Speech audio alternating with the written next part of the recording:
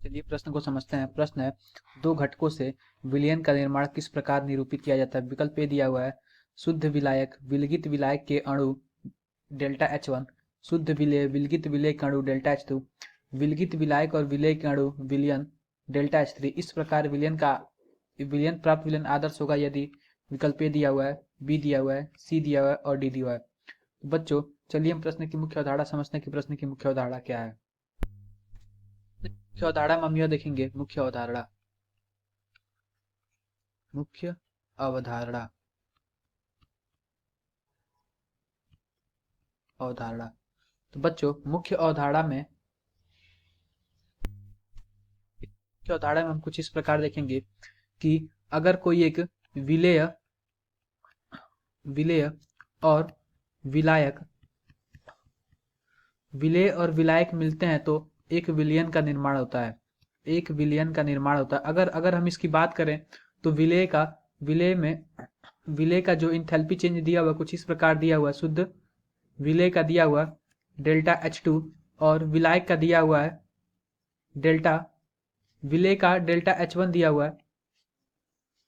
विलेय का delta H1 दिया और विलायक का डेल्टा H2 दिया हुआ है और विलयन का डेल्टा H3 दिया कुछ इस प्रकार दिया हुआ है। कुछ इस प्रकार दिया हुआ है।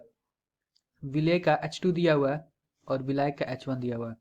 कुछ इस प्रकार दिया हुआ है। तो बच्चों अगर हम इंथैल्पी चेंज की बात करें, इंथैल्पी चेंज की कि इस अभिक्रिया में हुए इंथैल्पी चेंज किस प्रकार हुआ, तो बच्चों हम इस प्रकार देखेंगे। इंथैल्पी परिवर्तन अभिक्रिया के लिए इंथैल्पी परिवर्तन कुछ इस प्रकार होगा। Summation of enthalpy of product minus summation of enthalpy of reactant कुछ इस प्रकार होगा। तो बच्चों हम देखते हैं कि प्रोडक्ट के साइड जो हमारा उत्पाद होता है उसके साइड इंथैल्पी क्या है। तो उत्पाद के साइड हम इंथैल्पी देखेंगे तो मेरा कुछ इस प्रकार है, डेल्टा H3 है। और हम अगर अभिकर्मक के साइड देखेंगे तो कुछ इस प्रकार है, delta H2 plus delta H1 कुछ इस प्रकार है। तो बच्चों अगर हम पूरी तरीके से जो हमारा इंथैल्पी परिवर्तन यानी कि डेल्टा H विलयन की बात करें, विलयन की, तो कुछ इस प्रकार बनेगा delta H3 minus delta H1 minus delta H2 कुछ इस प्रकार होगा।